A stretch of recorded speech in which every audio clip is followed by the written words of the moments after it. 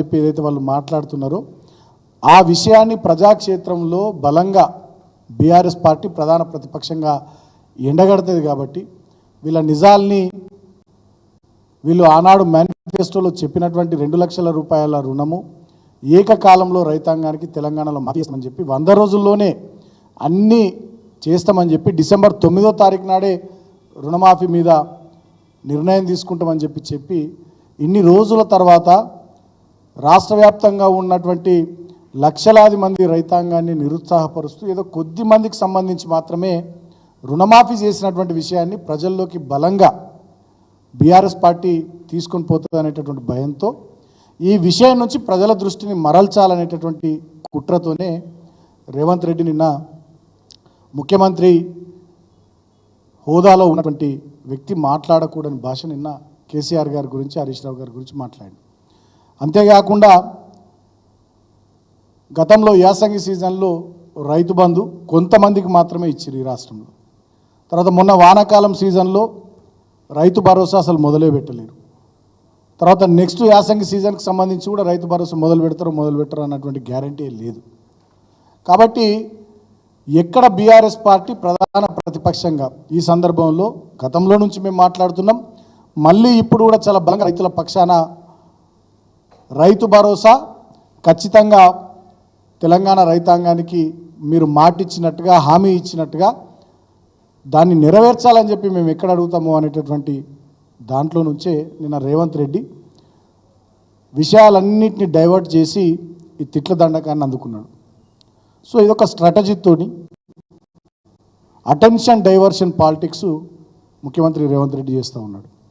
ఫ్రస్ట్రేషన్లు మాట్లాడుతున్నాడు, ఆగమాగమై మాట్లాడుతున్నాడు.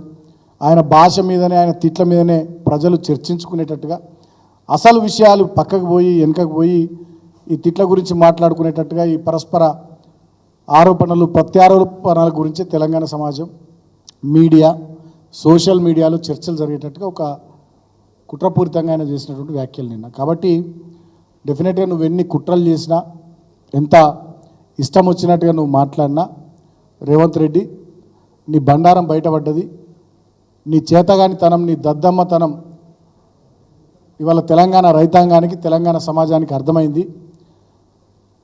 మొత్తం రుణమాఫీ పేరిట తెలంగాణ రైతులను నువ్వు ఏ రకంగా దోకా చేసినావు, ఏ రకంగా దగా చేసినావు, ఏ రకంగా మోసం చేసినావు. ఇవాళ 15 ఆగస్టు నాటికే 2 లక్షల రూపాయల రుణమాఫీ మొత్తం తెలంగాణ రైతాంగానికి చేసేస్తామని చెప్పి అనేక రకాలుగా దాంట్లో కోతలు పెట్టి కేవలం కొద్ది మందికి చేసి మొత్తం చేసిన అని చెప్పి పేపర్ యాడ్లు ఇచ్చుకున్నప్పటికీ కూడా నేను నమ్మే పరిస్థితుల్లో తెలంగాణ సమాజం లేదు అని చెప్పి ఒక మోసగాని చేతికి ఇవాళ రాష్ట్రం పోయిందని చెప్పి, ఒక ద్రోహుని చేతికి ఇవాళ రాష్ట్రం పోయిందని చెప్పి, ఒక దగాకోరు చేతికి ఒక రైతు వ్యతిరేకి చేతికి ఇవాళ రాష్ట్రం పోయిందని చెప్పి తెలంగాణ సమాజం తెలంగాణ రైతాంగం బాధపడే పరిస్థితి ఇవాళ తెలంగాణలో తీసుకొచ్చినావు.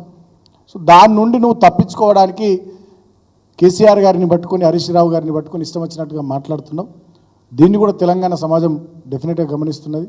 ఖచ్చితంగా రాబోయే రోజుల్లో నీకు తగిన రీతిలో సందర్భం సమయం వచ్చినప్పుడు తెలంగాణ ప్రజలు బుద్ధి చెప్తారు.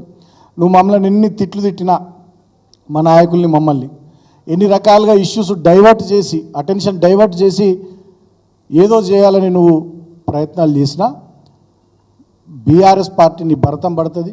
మీరు ఇచ్చినటువంటి 6 గ్యారంటీలు 420 హామీలు నిలబెట్టుకునేదాకా ప్రజల పక్షాన తెలంగాణ సమాజంలో క్షేత్రస్థాయిలో అదేవిధంగా మీడియా ద్వారా సామాజిక మాధ్యమాల ద్వారా కూడా మా పోరాటాన్ని కొనసాగిస్తామని చెప్పి సందర్భంగా నేను తెలియజేస్తూ, నేను హరీష్ రావు గారిని పోయి ఏట్లా దూకమంటాడు.